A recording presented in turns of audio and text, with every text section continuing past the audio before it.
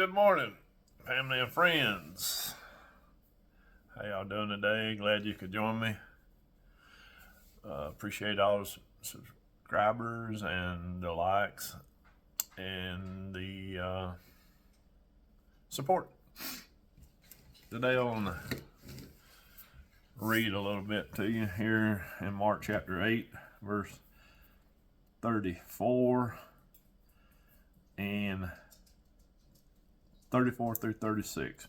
When he had called the people to himself with his disciples also, he said to them, "Whoever desires to come after me, let him deny himself and take up his cross and follow me. For whosoever desires to save his life will lose it. But whosoever loses his life for my sake and the gospel's will save it. For what will it profit a man if he gains the whole world and loses his own soul?" That's powerful verses there.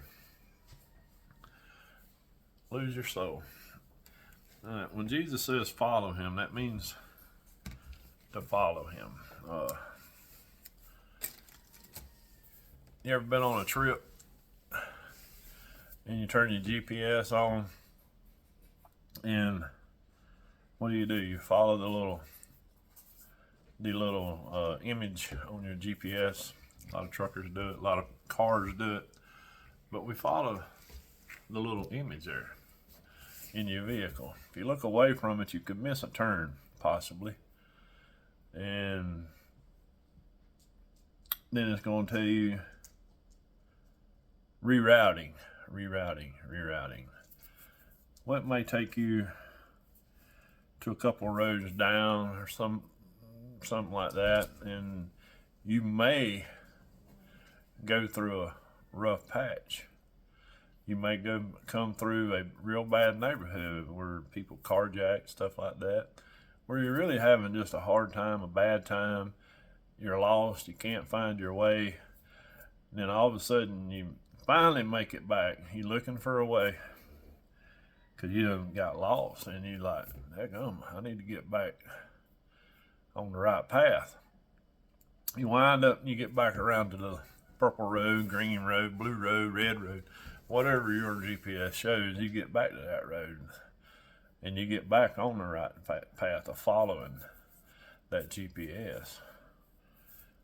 Well, God is like a GPS. As long as you're following him, you're on the right path. Is it going to be smooth and easy? No, it's not going to be very smooth. It's not going to be very easy. At times it's tough. It is. I'm not going to lie to you. It is tough.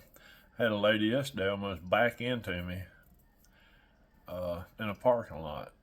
And I sat there and I watched her in my camera. She was behind me across the parking lot, and we was back to back, but the parking lot was between us. I threw it in reverse. I looked at the camera. I seen her going to her vehicle, so I knew she was in her vehicle. And I looked, and there's her reverse lights on, so I'm sitting there, okay, we'll wait on her. I'm no big hurry, because Mondays I'm no big hurry, nothing to do.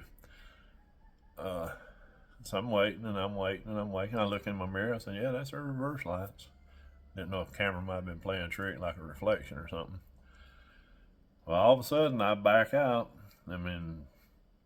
40 seconds to a minute had done gone by. I go backing out, and I hook. Then all of a sudden, here she is backing into me. She didn't hit me. She was about a foot away. I laid down on the horn, and she cursed me out. And I'm like, what did I do? Anyway, I just pulled off. I'm going to get to that another time. I got another message in that same passage that, sometimes we got to let people just get the last word. I knew she was in the wrong. And if anybody was watching that situation knew who was in the wrong, but I just let it go. And then I'm traveling back up Tigerville Road, and here's a bicycle. All right, he's easing along. There's traffic coming, so I'm sitting there, And I'm sitting there, rolling along about 10 mile an hour behind him because he's kind of over in the road a little bit. Where he shouldn't be, but he is. If I offended any bicycle riders, oh well. Get your little skinny plastic suit, go somewhere else, ride. But anyway, so when the cars quit coming, now he's still over here to the right of the road. When the cars quit coming, I'm just going to kick out a little bit and go around. Well, about the time I get 10 foot from him, he throws his left hand out, just whoops left, and I got to lock my truck down and come to a stop. And he never acknowledged me, never even seen me, I don't think. I guess that little mirror right there was working. But anyway, that's 2 incidents right there. It's very hard to be a Christian. Very hard, because I had to let both of them go. And they happened within 15 minutes of each other. So there's times like that's going to be very hard on you. And then there's going to be times when you just because you live a Christian life don't mean you ain't going to have problems like a refrigerator breaking down. Please stay running over there. Sickness in the family, all kind of stuff. All kind of things go wrong. But whenever you get your eyes off of Jesus, you might take the wrong road from time to time. And that's what the message I'm giving to you right now. You may get off that path. You may go through a rough patch. But you eventually can work your way back around to that path that Jesus is taking you on. And is that road going to be easy? No, it's not going to be easy, but it's going to be easier than that road that you just took because you had to go out a route to get back to where you was going. And that's all I'm saying here. It's a little bit easier if you follow Jesus. A little bit easier when you got somebody to lean on, you got somebody to talk to, you got somebody to pray to. You get over there, man, you're in the wilderness. You could be in a big truck and actually run up on a low underpass or a little 3 foot wide wooden bridge that a golf cart really shouldn't be going over. Then what you gonna do? You're really stuck.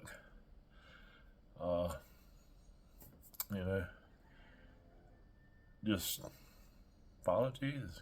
Keep your eyes on the path. Remember the story back in when Peter stepped out on the water, and as long as he had his eyes on Jesus, he was able to stand on the water and take a couple of steps. But as soon as he realized what he was doing, he looked down and he got scared and he fell. Jesus pulled him back up and said, "You took your eyes off of me." Focus. Focus, focus, focus. Get into the Bible. Get into worship. Find you a good church. Find you a good church. And all them things are important parts of the puzzle. A good church family, fellowship with a good church family. People say they don't need church. Yeah, you need church. Because it's a support group. That's what it is, support group. For the sick, the sin. That's what we do. We all sinners. There ain't nobody perfect in that church. There ain't nobody perfect in no church that you're going to go to in the whole United States. Or around the world, as far as that goes. There's only one perfect person.